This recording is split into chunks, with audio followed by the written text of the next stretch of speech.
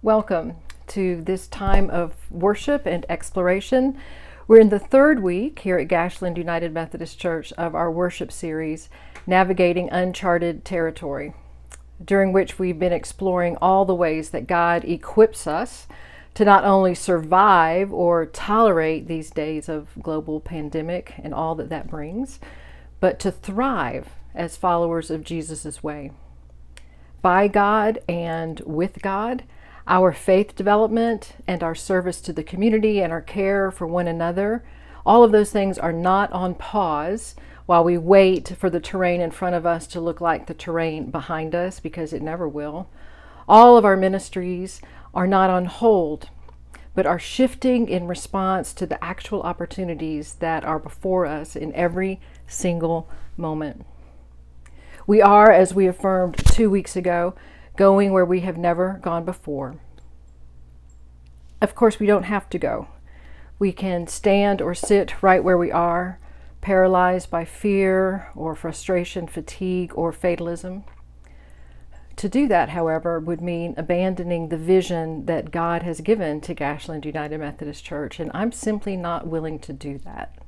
And I'm grateful for so many of you who have also said that you're not willing to do that, that you want to press on, which is what we talked about last week, pressing on toward the vision that God has given us, even if it means that so much of what has been precious to us, so much of what has brought us here will have to be repurposed or released, because it cannot get us there. The terrain in front of us looks nothing like the terrain behind us. And I hope that you, like me, have been in prayer this week asking what needs to be released, what needs to be repurposed if we are to press on as God's church of inclusion, transformation, and service.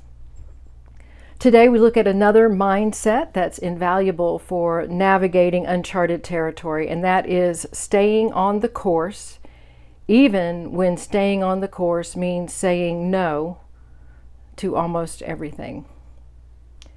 Our teachers for today are three friends, Mary and Martha and Jesus. From the stories in the Gospels of Luke and John, we know that Mary and Martha and their brother Lazarus and Jesus were very good friends. We might even imagine that they spent much time together, perhaps their relationship extending back into their childhoods prior to Jesus' baptism and public ministry. We might imagine that through the years, as they spent time together, they developed particular ways of being together. They developed patterns and habits and traditions that showed up anytime they were together. Now, my family, both close and extended, we like to spend time together, and we credit our parents with this. They worked hard while they were alive to make space and time for us to be together in their home. They created traditions and expectations related to food and games and celebrations, holidays, and more. So for instance, at Christmas, my sister Amy bakes, and my sister-in-law and I cook. Amy bakes specific treats that are a Christmas must in our family: sleep cookies, chop suey squares, overnight macaroons, and pecan fudge pie. I cook specific things that are required for our Christmas dinner, which never takes place on December 25th, by the way. I am the master of gravy and smashed potatoes, and my sister-in-law Teresa brings her own flair to sweet potato casseroles and green bean casseroles and bread. And whether we're together at Christmas in December or in the middle of the summer, there will always be, when we are together, enthusiastic games of canasta or hillbilly golf or pickleball. Whenever we're together, we can count on those things. And we can also count on us picking up the roles that we assume through our many years of life together. And I can only imagine that Jesus, Mary, and Martha, over the course of their friendship, had developed patterns that emerged whenever they got together. In all likelihood, Martha and Mary would be preparing sleeping space, mats, food, beverages, and they knew, because they'd been living together forever, they knew who would be doing what. Maybe Martha cooked and Mary baked, or perhaps Martha shopped while Mary dusted. Each of them taking on the roles that had been assigned to them and that they assumed through their years of life together. During the visit that is shared in today's reading from the Gospel of Luke, that pattern, those habits were disrupted. Listen now for a word from God, Luke chapter 10. Now, as they went on their way, Jesus entered a certain village, and we know that to be Bethany, where a woman named Martha welcomed him into her home. She had a sister named Mary, who sat at the Lord's feet and listened to what he had to say. But Martha was distracted by her many tasks. So she came to Jesus and asked, "Lord, do you not care that my sister has left me to do all the work by myself? Tell her then to stop and come and help me." But the Lord answered her, "Martha, Martha, you are worried and distracted by many things. There is need of only one thing. Mary has chosen the better part, which will not be taken from her." Now, you, like I, may have heard a variety of interpretations of this particular interaction told in the Gospel of Luke, most of them criticizing Sister Martha for being more interested in getting the dishes done than being a disciple. I invite us to lay aside our assumptions about this story just for this time and allow it in these moments to speak to us of uncharted territory, of staying the course, and of saying no in order to say yes. When Jesus entered Martha's home, he had just completed a season of traveling, casting out demons, healing the sick, speaking in parables, and confronting and being confronted by the Pharisees, who were the religious leaders, the high pastors of the day. I imagine that Jesus was by this time looking for a safe place to land, a place where no one expected or needed him to be anything more than a friend, a place where people knew him and loved him and placed no demands on him. And we know, too, that by this time in Luke's story of Jesus' life, things were heating up. Threats were being made, secret meetings taking place, plots being plotted, and the Pharisees, the religious and civic leaders of the day, more and more determined to get rid of this heretic, this one who claimed to be the Messiah, the Son of God. The path of Jesus' ministry was shifting underneath his feet. It was looking less and less like the path that Jesus and all who followed him, all who knew him, had been traveling all along. The terrain ahead of them, unfamiliar, confusing, and frightening. There's no doubt in my mind that Mary and Martha had heard the stories, had heard the reports, and they knew that the life of Jesus and the fulfillment of his mission was at jeopardy. I remember a moment in my own life when I went to visit a dear friend a few months after my mother's death. I had not seen this friend in some months before I went to be with my mother, but we'd kept in touch. I stood on her front steps in St. Louis and I rang the doorbell and waited. And when she opened the door to me, she took one look at me and paused and whispered, almost as if she were speaking to herself, "You're different." And I am.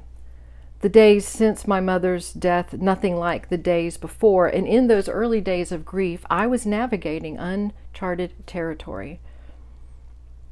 While there was no ringing of the doorbell in Bethany, I do imagine that when Mary and Martha greeted Jesus at the entrance to their home, they saw it. He was different. Things had happened that had tilted his universe, which meant that theirs was tilting as well.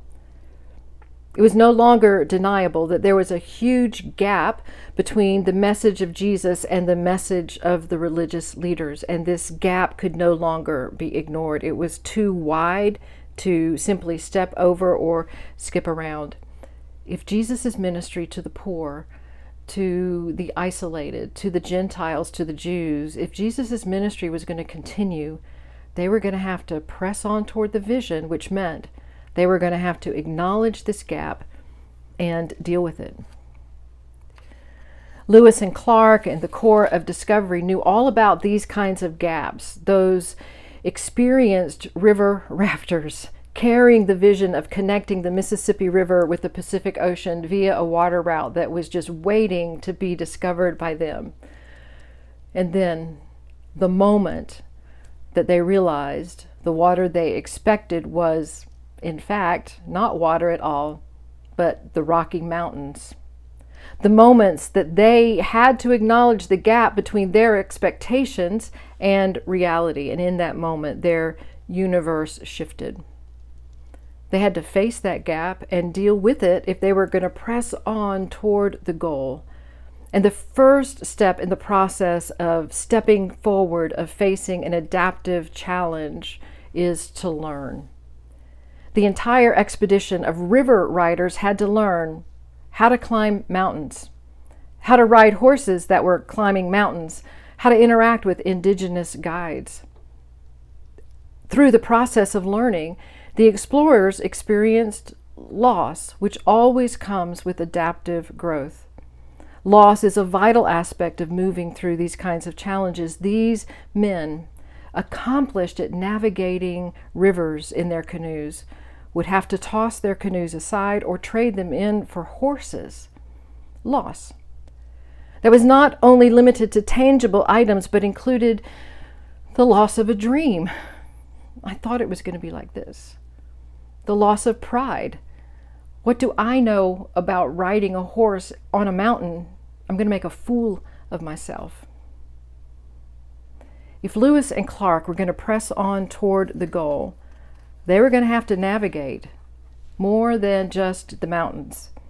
They were going to have to carefully navigate competing values, competing expectations, and attitudes within themselves and among the entire crew of explorers. They were going to have to say no to a lot of things in order to remain steadfastly committed to their yes, their mission to find the water route. Mary, sitting at Jesus' feet, not in the kitchen where she would typically be during this kind of visit, learning as Jesus revealed the nature of the unknown days that lay before them, experiencing with him the loss of a dream, of a hope, of an expectation, the loss of any sense of security or safety.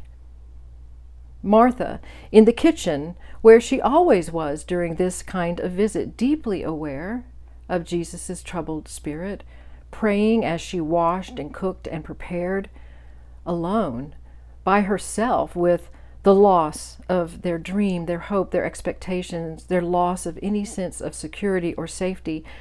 I'm wondering if her solitude became so unbearable that she needed the comfort of her sister in this time of grief and uncertainty. Is that why she stepped out of the place of preparation and asked Jesus to send Mary to her side? Jesus, lovingly navigating the competing expectations, the different priorities of these two sisters, saying no to Martha's choice while affirming Mary's, saying no not as a way of shaming Mary, but as a way of her being invited into the circle of learning and loss and faithfulness. That was, as Jesus said, the one thing that was needed at that particular time. We know what that's like, don't we? We who are living in a time when our journeys have taken many unexpected turns. And the vision that God has given to us at Gashland United Methodist Church, that we are an inclusive church transformed through life with God, life with one another, anticipating and recognizing and responding to the needs of our community. When that vision was given to us, we began to imagine, and we thought we knew some of what that looked like, didn't we? And then the universe shifted, and us along with it. We've had to trade in our canoes. We've had to take on roles for which we were not prepared or trained, roles in which we're not comfortable. We are learning to adapt in order to press on into the vision The terrain in front of us, the terrain literally right under our feet, is nothing like we expected. We miss each other. We miss our sacred buildings. We miss the feel of bumping into one another on our way to and from the altar to experience sacred communion. We miss the faces of our friends and family. We miss the faces of our choir and our band. We miss the sounds of one another's voices undistorted by digital devices. We are living with loss. We're living with it in order to press on toward the vision. We live in this time with competing values and expectations, even among us, we, the body of Christ. We have competing attitudes. Some of us think that the most important thing is to get back into our buildings. Some others of us think that the most important thing is to raise money. Some of us believe that the most important thing is staying healthy, and others of us believe that the most important thing is, you get the point. These are competing values, and competing values and attitudes and habits and behaviors, they create gaps. Gaps between us as individuals, gaps among us as community. And when these gaps are ignored or denied, if they are not tended, they will pull us off course and cause us to lose our focus on the vision to which we have been called.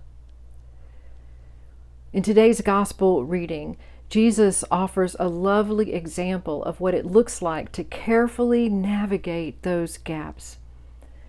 Jesus and Martha were friends. She was hurting, she was alone, and she was looking for some affirmation. Because of his own unswerving commitment to his mission, Jesus could not give her what she requested.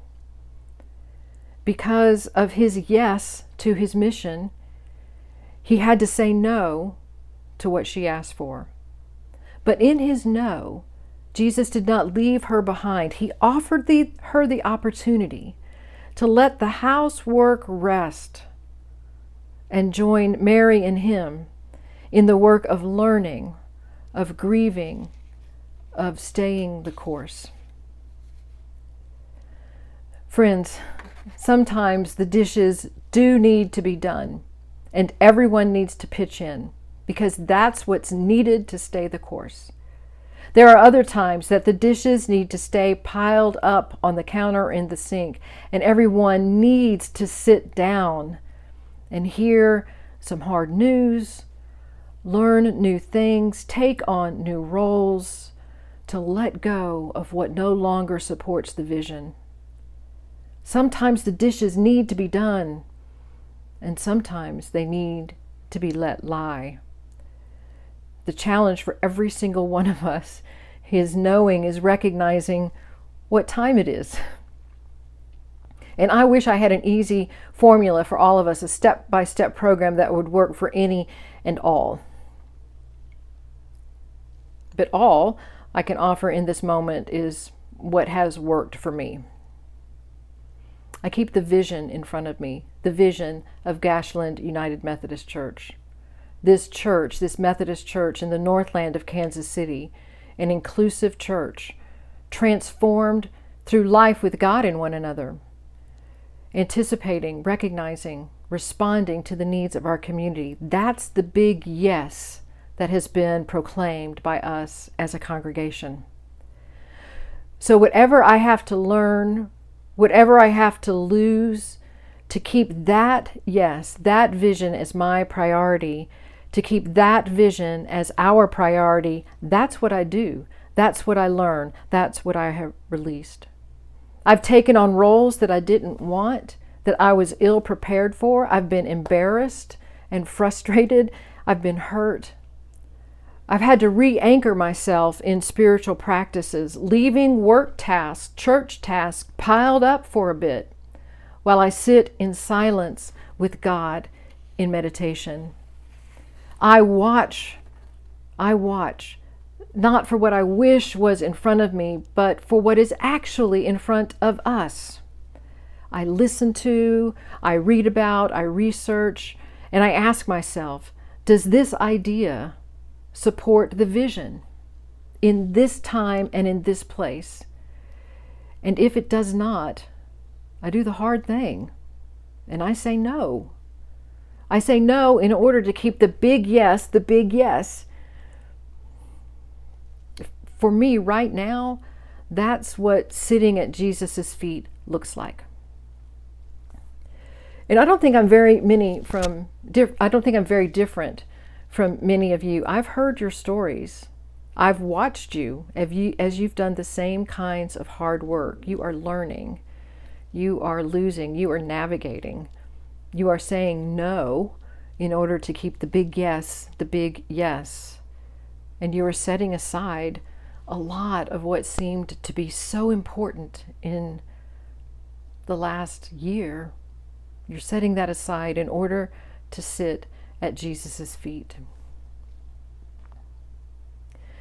We have a traditional pattern in our time of being in worship and in conversation together. So at this point, you might expect, oh, she's going to do a benediction and we're going to move on. But I want to disrupt the pattern. I want to disrupt the pattern a little bit and invite you to some silence and breathing. You might want to close your eyes or focus on something, maybe a candle or an icon, maybe a tree. But allow yourself to relax your body and simply breathe as we imagine all of us together, our tasks set aside, sitting at Jesus' feet. Breathing in the Spirit of God, who has so much to share with us about staying the course. Breathing in the Spirit of God. And imagine that breath filling you. And then breathing out anything that would take us off course. Breathing in the Spirit of God. Breathing out what would take us off course. That might be impatience. That might be pride. Breathing in the Spirit. Breathing out maybe perfectionism.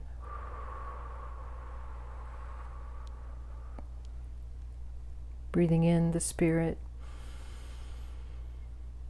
Breathing out fear.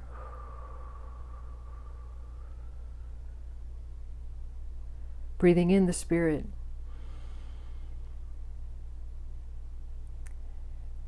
Breathing out the need to be in control.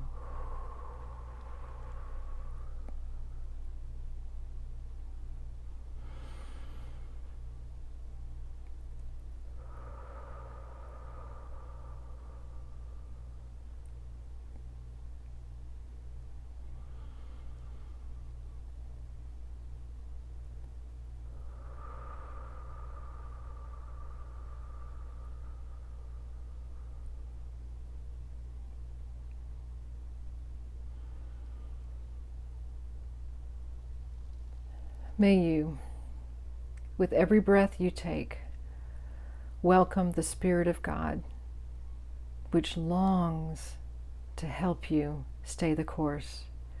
And may you, with every exhale, breathe out anything that would blow you off course. All peace.